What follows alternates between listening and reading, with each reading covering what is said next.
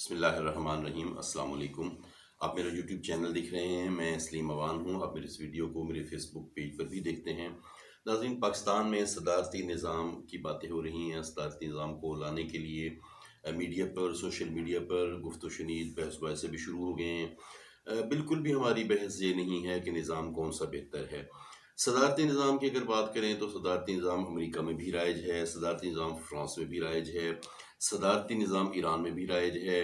اسی طرح کئی ترقی یافتہ ممالک ہیں، جیسے کینیڈا ہے، جیسے جاپان ہے، جیسے اٹلی ہے۔ ان میں مختلف نظام، کہیں پہ طرز حکومت پارلیمانی ہے، کہیں پہ طرز حکومت صدارتی ہے، لیکن وہ اپنے حساب سے چل رہے ہیں۔ اور جیسے میں نے کہا کہ ترقی یافتہ ممالک میں وہاں پہ سسٹم ایک طریقے سے چل رہا ہے۔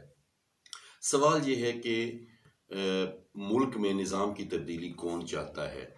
پارلیمانی نظام کو صدارتی نظام میں تبدیل کرنے کے لیے کیا عوام چاہتی ہے؟ شاید ہرگز ایسا نہیں ہوگا۔ کیوں؟ عوام کے تو اگر آپ دیکھیں تو الیکشن میں حصہ لینے کی جو ریشو ہے، ایک الیکشن میں ایسے بھی ہے کہ 32% ووٹ ڈالے گئے، یعنی ووٹ ڈالے جانے کی جو ریشو تھی وہ 32% رہی۔ اب 32% ڈالے گئے ووٹوں میں تو کافی سارے لوگ وہ بھی ہوتے ہیں جو اس لیے بھی ووٹ دے دیتے ہیں کہ ہمارا ایم این اے ہماری گلی بنا دے گا، ہمارا ایم این اے ہماری نالی کو پکی کرا دے گا، یا ہمارے بیٹے کی جاب کے لیے ایم این اے سفارش کر دیں گے، یا پھر کبھی کوئی موٹر سائیکل پکڑی گئی تھانے سے تو ایم این اے کے جو لوگ ہیں، جو حمایتی ہیں، وہ ہماری موٹر سائیکل چھڑوا دیں گے۔ تو عوام کیا چاہتے ہیں؟ کیا عوام کی چاہنے سے یہ تبدیلی لائی جا رہی ہے؟ نظام میں اگر ہم تبدیلی کی بات کریں تو ایک نظام یا کہہ لیں کہ ایک جو انداز پرویز مشرف کے دور میں بھی تبدیل ہوا تھا، الیکشن لڑنے کے لیے، اسمبلی میں پہنچنے کے لیے بی اے کی شرط رکھ دی گئی تھی، جو ہرگز بھی اس لیے نہیں تھی کہ ملک میں پڑھے لکھے لوگ آئیں گے اور وہ ملک کو تبدیل کر لے جائیں گے۔ وہ تو اسی لیے تھی کہ جو گھاگ سیاستدان ہیں، جو پرانے سیاستدان ہیں، ان سے جان چھڑوا لی جائے اور نئے لوگ جو کرسی پر بیٹھنے کے شوقین ہیں وہ آئیں گے اور پھر نظام چلانا مشکل نہیں ہوگا۔ اس طرح سے بھی نظام میں تبدیلیاں لائی جاتی ہیں۔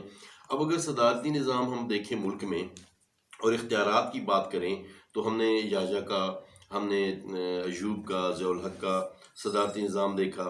پھر ہم اختیارات کی بات کریں اور نواز شریف کے وزیر اعظم ہوتے ہوئے دیکھیں تو رفیق تارڑ صدر تھے، ان کے اختیارات کی آپ بات دیکھ سکتے ہیں۔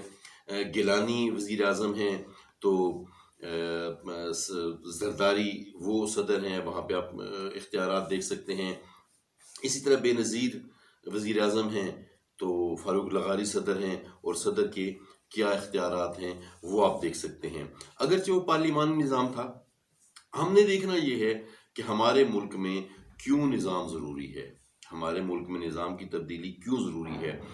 کیا پارلیمانی طریقہ نظام، پارلیمانی طرز حکومت جو چل رہا ہے، جو سیاسی پارٹیاں ہیں، کیا ان کے پاس کسی قسم کا ویژن نہیں ہے؟ کیا وہ سسٹم کو چلا نہیں سکتی؟ یا دوسری طرف جو سیاسی پارٹیوں کو جتانے والے الیکٹیبلز ہیں، کیا ان کے پاس سسٹم کو چلانے کے لیے اہلیت نہیں ہے؟ کیا سلسلہ ہے حکومت میں؟ سیاسی پارٹیاں، سیدھی سی بات ہے، سیاسی پارٹیوں کی حکومتیں الیکٹیبلز مل کے بناتے ہیں۔ دیکھنا ہم نے یہ ہے کہ کیا سیاسی جماعتوں میں اہلیت نہیں ہے کہ وہ سسٹم کو نہیں چلا سکتی؟ کیا جو الیکٹیبلز ہیں، جن کے بلبوتے پہ پاکستان تحریک انصاف کی حکومت قائم ہوئی تھی، کیا ان میں اہلیت نہیں ہے کہ سسٹم کس طرح سے چلایا جائے؟ اصل سلسلہ کیا ہے؟ نظام جمہوری ہو، نظام پارلیمانی ہو، نظام صدارتی ہو، اصل سلسلہ ہوتا ہے انتظام کا، کہ انتظام کس طریقے سے چلایا جا رہا ہے۔ جیسے ہم نے پہلے بات کی کہ دنیا کے مختلف ترقی یافتہ ممالک میں صدارتی نظام بھی کتنے ہی ممالک میں چل رہا ہے، جو ترقی یافتہ ملک ہیں، ترقی پذیر یا غریب ممالک نہیں ہیں۔ کتنے ہی ممالک ہیں جن میں پارلیمانی نظام بھی چل رہا ہے، لیکن وہ ترقی کر رہے ہیں اور دنیا میں وہ انتہائی طاقتور اور حکمران ملک ہیں۔ ہم نے اپنے نظام کو بہتر کرنا ہوگا، ہم نے اپنے سسٹم کو بہتر کرنا ہوگا، ہم نے اپنی عوام کو سامنے رکھنا ہوگا تاکہ ہم اپنے سسٹم کو اچھا چلا سکیں، ہم اپنے عوام کی طرز رہائش کو، طرز بود و باش کو اچھا کر سکیں۔ امید ہے آپ کو یہ ویڈیو پسند آئی ہوگی اور آپ نے اس ویڈیو کو دیکھا بھی صحیح اور آپ اپنے دوستوں کے ساتھ شیئر بھی کریں گے۔ السلام علیکم۔